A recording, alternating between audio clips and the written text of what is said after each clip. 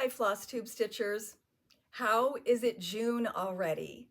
It is almost halfway through the year, which is a little scary for people with yearly goals, right? Like Stitchers and other creative people. But we're plugging along here and trying not to think too much about what we haven't accomplished and concentrating on what we've checked off our list. Before I get too entrenched in a patriotic theme for this month, which was kind of my, my stitching plan, I didn't want to forget to show you the June monthly models. So these are 3 series that local stitcher Carol Leonard loaned us towards the end of last year. And instead of showing you all 36 at the same time, I'm just showing them once a month, but I didn't want to forget. So the first one is by Bent Creek. It's their first Snapper series, I think, their Snapper monthlies. And I thought that June Zooms was a really cute theme for June as we think about the end of the school year and people planning their summer vacations, or even sleepaway camp, that type of thing. So I thought that was a really cute theme. And as a matter of fact, I am Zooming this June. At the end of the month, I'm going to Denver to visit my great niece for her first birthday. The next series is by Primrose Cottage Stitches. And this is their 9 patch. And they chose a fruity theme with cherries and watermelon and a little picnic basket.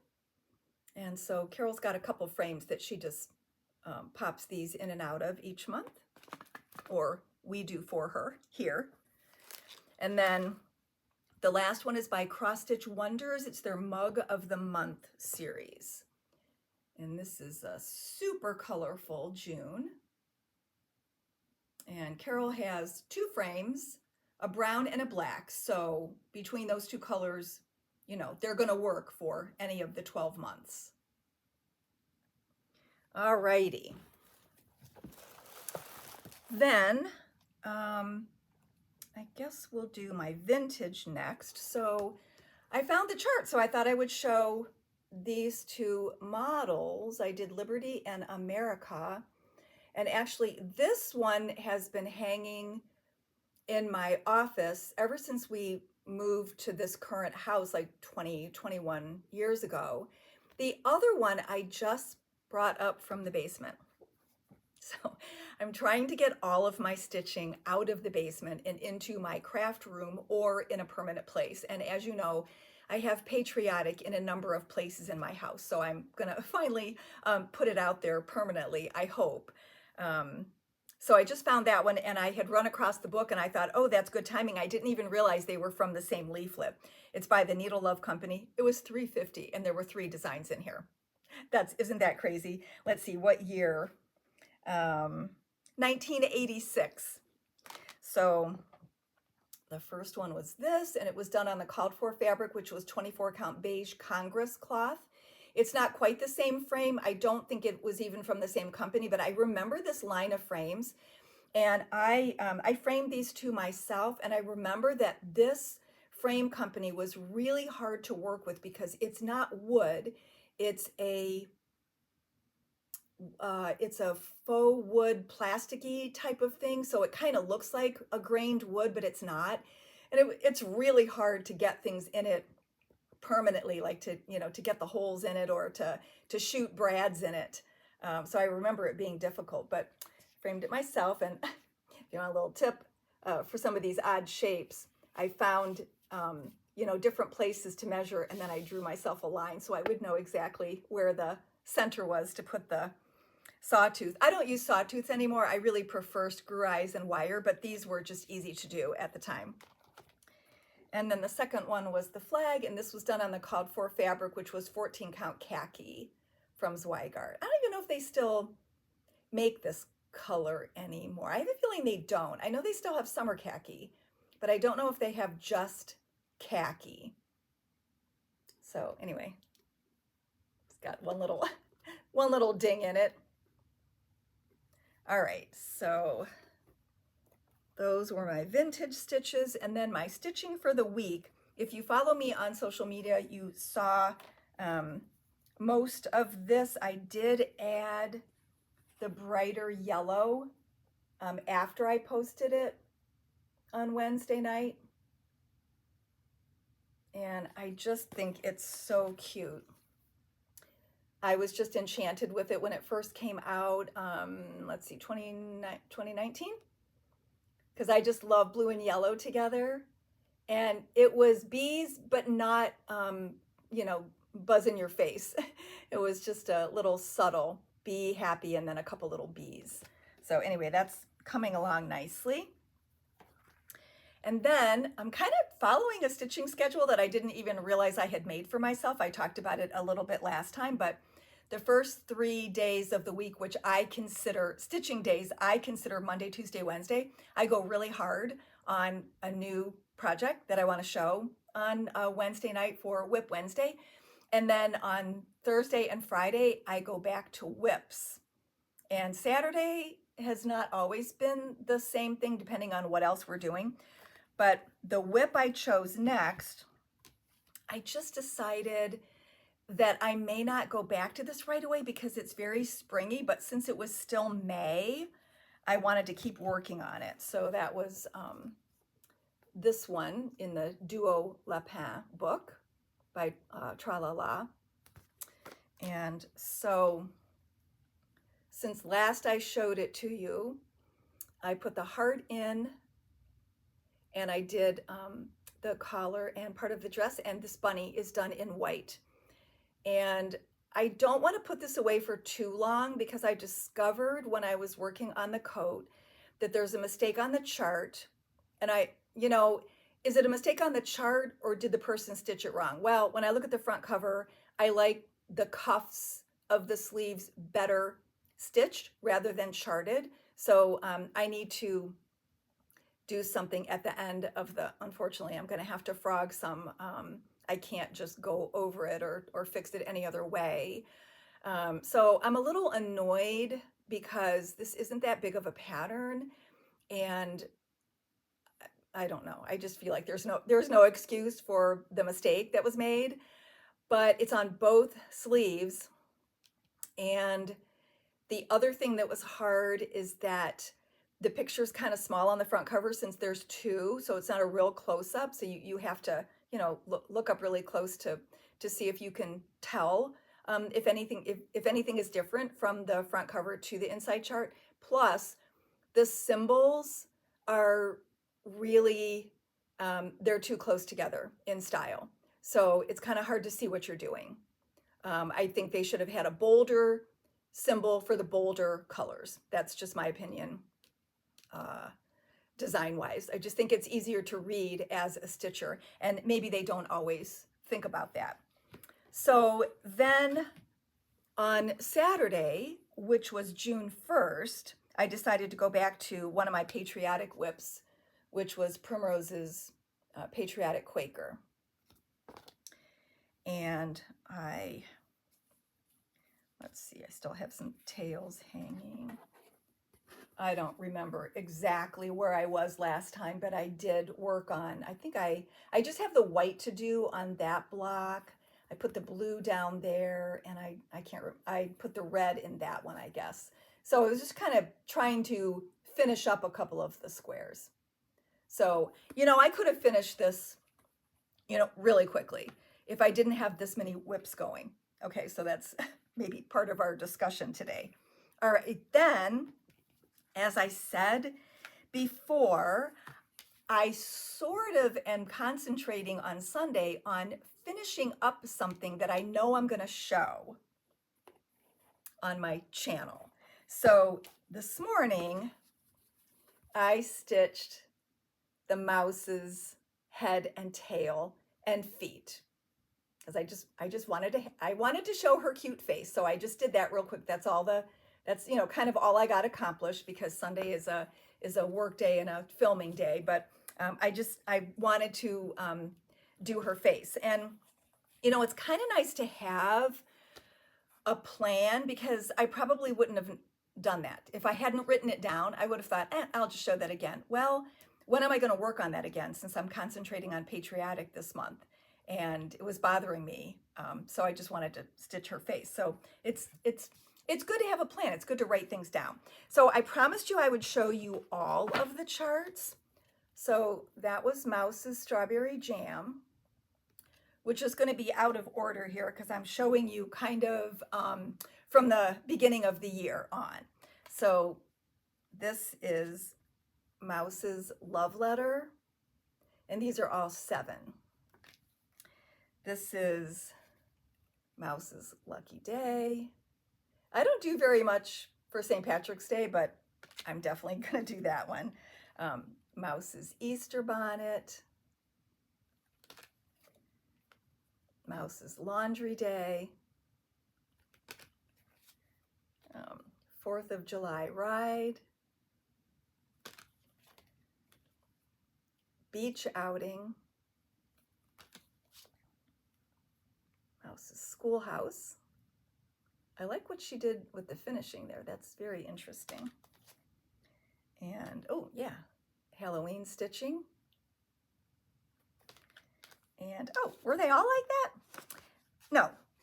Some of them have the ribbon over the corners, and I just thought that was really clever. And Christmas decorating. This is another one for sure because I love snowmen too. So, anyway, there's a few openings, Cheryl, from Tiny Modernist. I see a few themes that maybe you haven't covered yet, so hopefully you'll keep going with the mouse theme. Okay, so that was my stitching. Then we got, what did I do with my automatics? Did I hide them? Oh, here they are. So we got 2 automatics this month. The Heart in Hand was a really small one, just 2 charts, and I think it's because she was going off on a design retreat. So we have Christmas and Patriotic Frill. If you haven't already stitched yours, you could add these in, and sometimes if you follow her Facebook page, sometimes she gives clues as to where she would put them if she were stitching them together. But they were also really cute on their own as well. And on the back side, she shows the full cube. So, and those are 6 if you didn't catch that. All right, then the other automatic we got was Hands-On Design from the Small Gatherings series. This is Gather Memories for 8. From the Gather Round series, Summer, this is Gather Butterflies for 14. Summer Folk is the, what do I want to call this? Oh, 4 Seasons Folk, I guess, is her name for this series. And then Shiny Objects, which may have been, yeah, I think this was her Jingle Ball class from last year. So that's cute. Again, on like the charcoal Belfast linen, which we have, and we also have the Lugana if you find that easier to work on. Okay, then, you know, I didn't match these up with floss. I kind of forgot that they literally just came on Friday afternoon.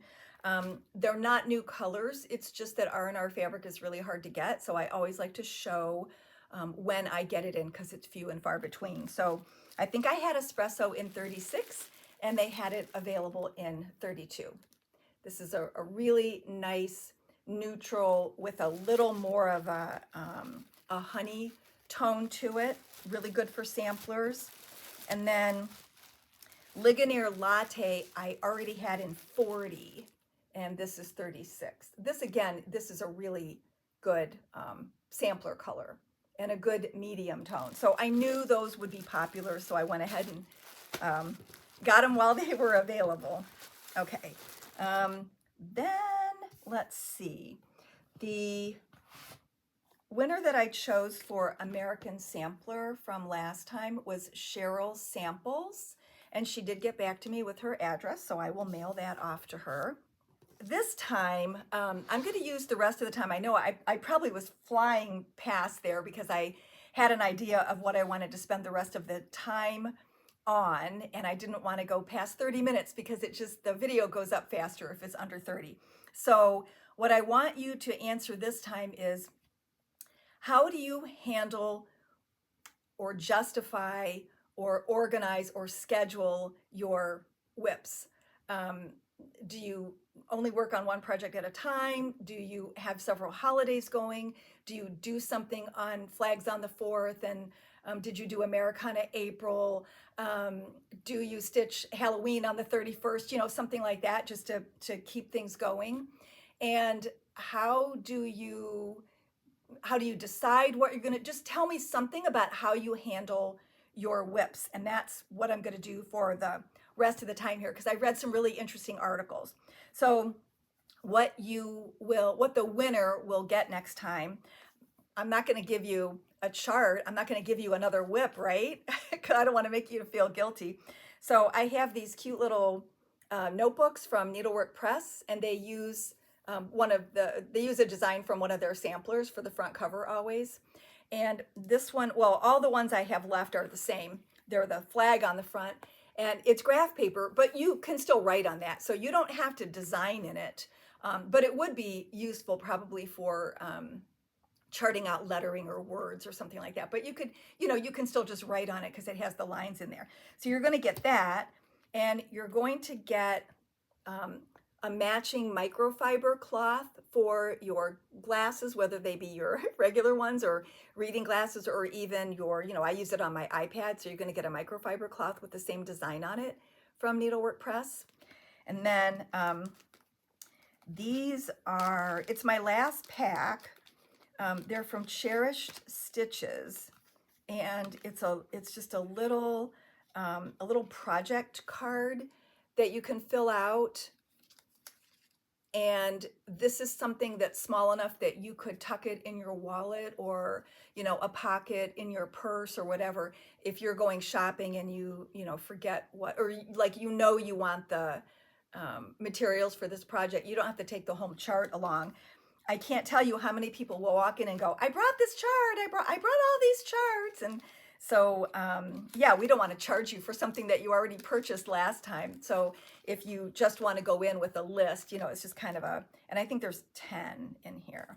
So anyway, you're going to get all that by answering, one of you is going to get that for answering the question. Okay, so I was feeling, I don't know if it's my age or just the fact that I started the year off with a plan for the year. For the first time, I really was writing down what I wanted to accomplish, what I was going to start, what month I was going to concentrate on, what holiday, that type of thing. That has really kept me on schedule. I've wanted to throw in a lot of whips along the way. I want to get those finished. I've mentioned that several times. So I feel like I've gotten more stitching done this year than I have in any other year that I've ever stitched.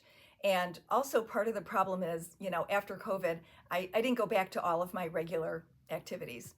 So we don't have stitch groups back up and going here at the shop yet. I didn't go back to any of my volunteering at church. I don't have as many family responsibilities as I had when it was all first going on a couple years ago. So anyway, I feel like I do have more time to stitch, but I also plan it well so that I don't waste time. So I was looking up, why do we have multiple projects going, or how to handle it, or I can't remember what the Google search was that I did, but I found 3 articles. One was by, and I'll put the links in the box. One was Sam Matla, and the title was Why You Shouldn't Work on Multiple Projects at Once. But the scope of his article is basically for work-related projects, so it kind of doesn't apply to us. Basically, he said it's tempting because it makes us feel busier, but it's almost always an ineffective approach. There is more mental load. There are open loops in your brain. It's hard to think clearly. It's hard to work with focus.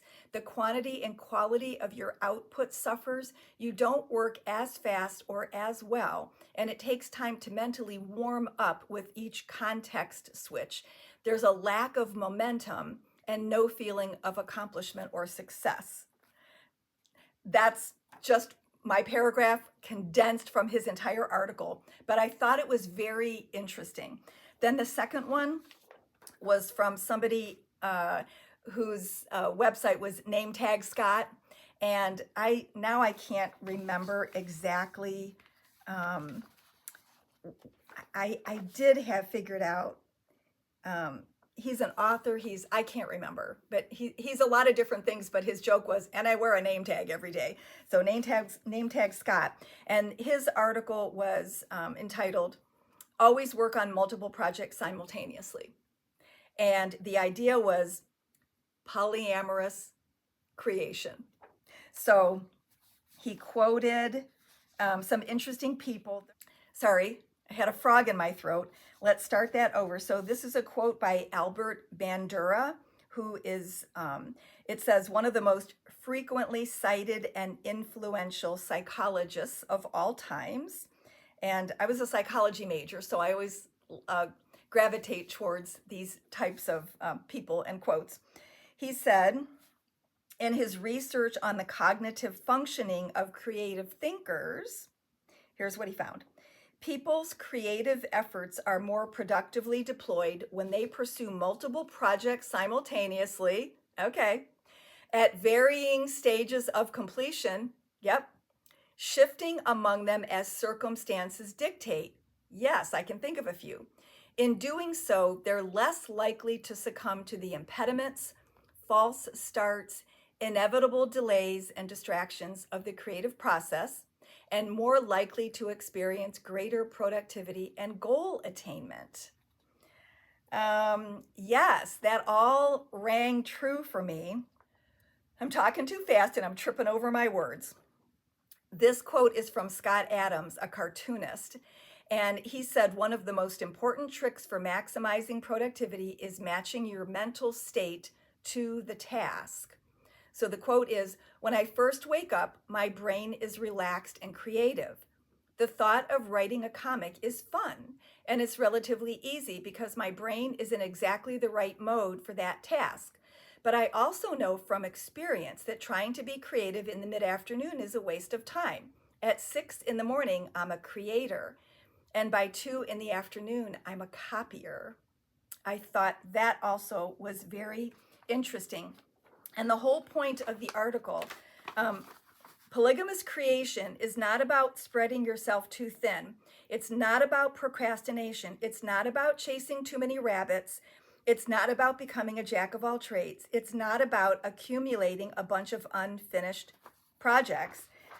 And it's not about placing too many cumbersome demands on yourself.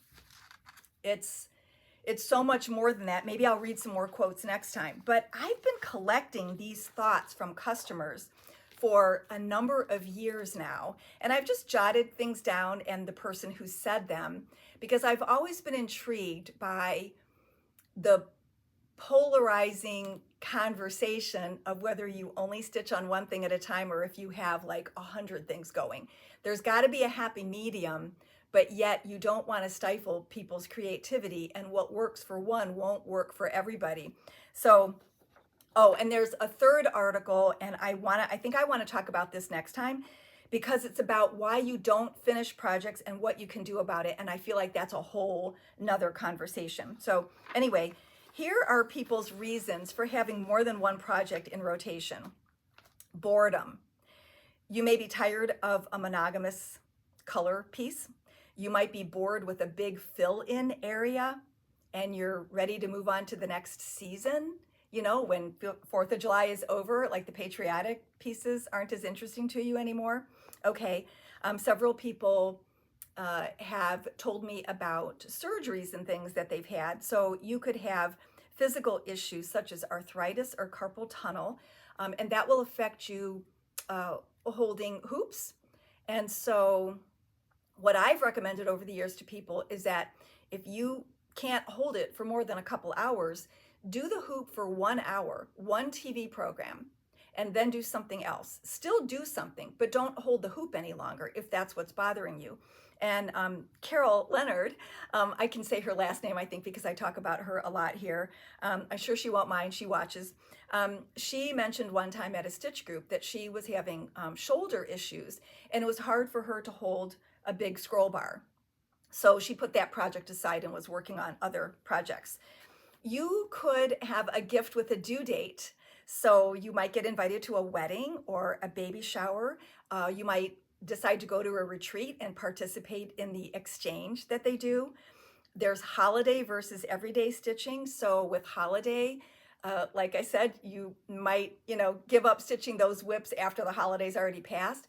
But as far as Christmas goes, most custom framers have a really early deadline, or needlepoint finishers have like a super early deadline for getting your work in to be done by Christmas.